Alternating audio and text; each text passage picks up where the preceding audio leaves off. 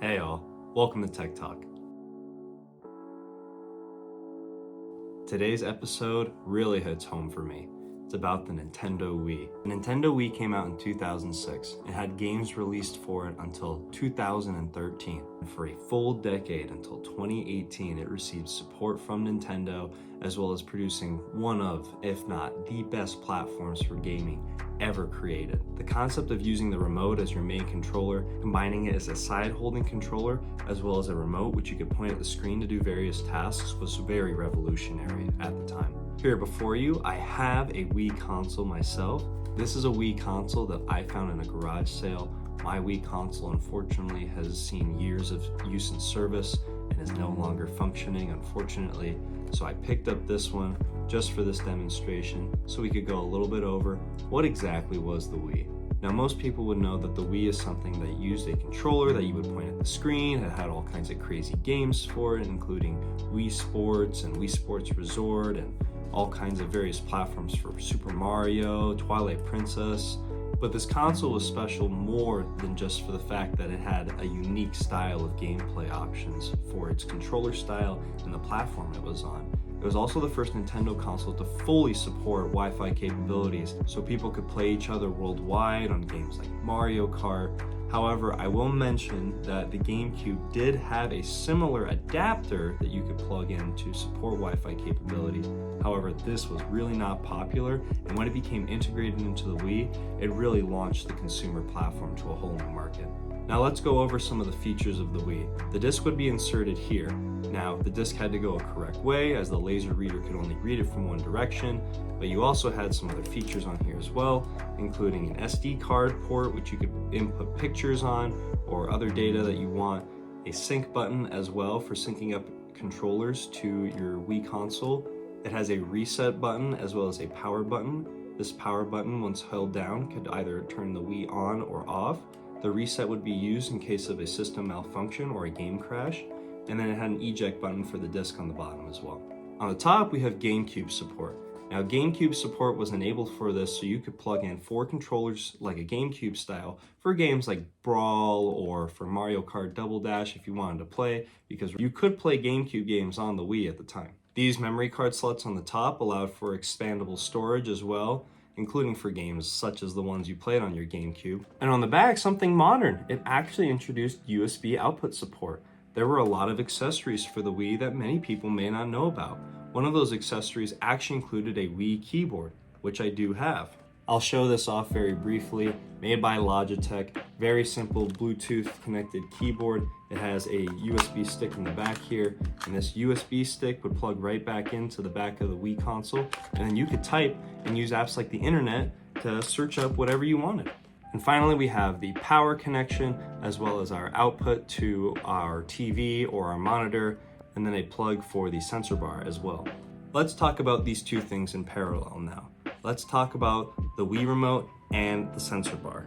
Now, the Wii Remote was special. The Wii Remote has an infrared sensor on the tip of the Wii Remote that allows for the console to know where you're pointing in a 3-dimensional space, XYZ, and allows for the user to be able to map out where their input is onto the screen based on their use. The sensor bar allows for the Wii Remote to know where it is in this 3-dimensional space, essentially displaying infrared light that shows here is our grid and here is where the pointer is within this relative grid, and the infrared light gets read back to the Wii Remote, which then gets put back to the console to display your output onto your monitor. I'll do another quick sidebar on sensor bars.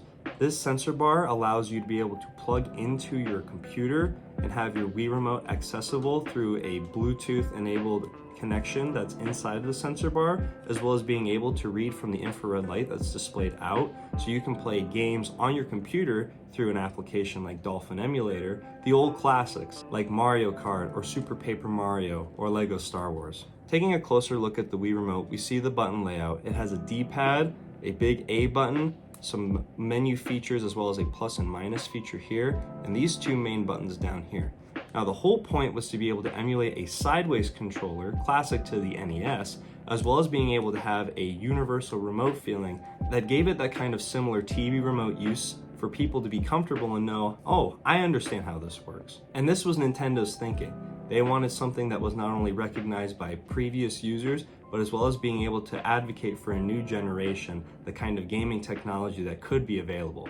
On the back, this bad boy also has a B button, as well as 2 battery slots to power it, and a sync button that links to the sync button on your Wii so you can connect remotes, especially if they've never been paired to that Wii before. The Wii uses Bluetooth connection to be able to pair these up, so when it gets linked and it has that same pair, the Bluetooth connection can already be enabled for when a Wii remote that's already established that sync, so it allows for quick pairing and no need to be able to have to sync every time you load up your Wii. There is a power button on the top of the Wii remote as well to turn on and off your console, very much like the TV remote. So they really went with a theme here, but also made it so compatible for any kind of old game that the Nintendo eShop also had a plethora of games that you could play with your Wii remote, just like the classic NES games, GameCube games. If you had a GameCube controller you could plug in, as well as being able to play the new games and use the functionalities of the Wii remote in its entirety.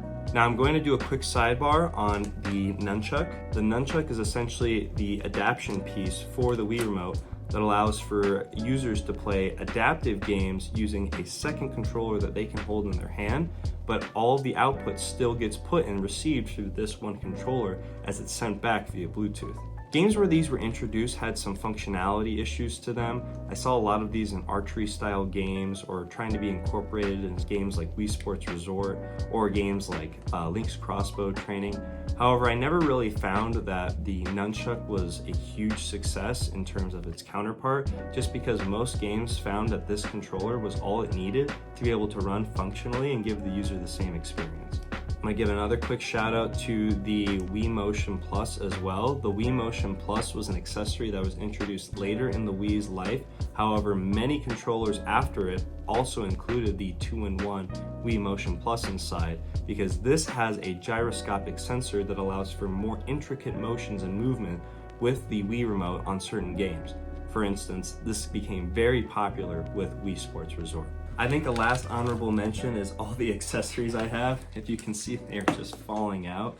But all these accessories and these holders were used for many of the games that I have. In taking a look at some of the games that I have, I'm sure you can see in your head that some of these accessories probably at the time for me as a kid, immersing myself into the experience that was the Nintendo Wii. Now that time has gone by, I've decided to switch over to emulation just because I can hold more games and have a better experience with graphics and performance, especially being displayed on a 144Hz monitor.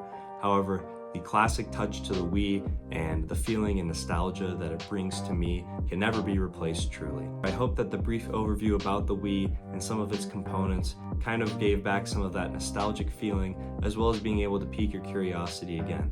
And if you do want to continue to play Wii games or you have that itch again, please take a look at Dolphin Emulator and get yourself a sensor bar. They're not too expensive. You can find them on Amazon or on user websites. Happy New Year all. Stay safe tonight, and I'll see you next time.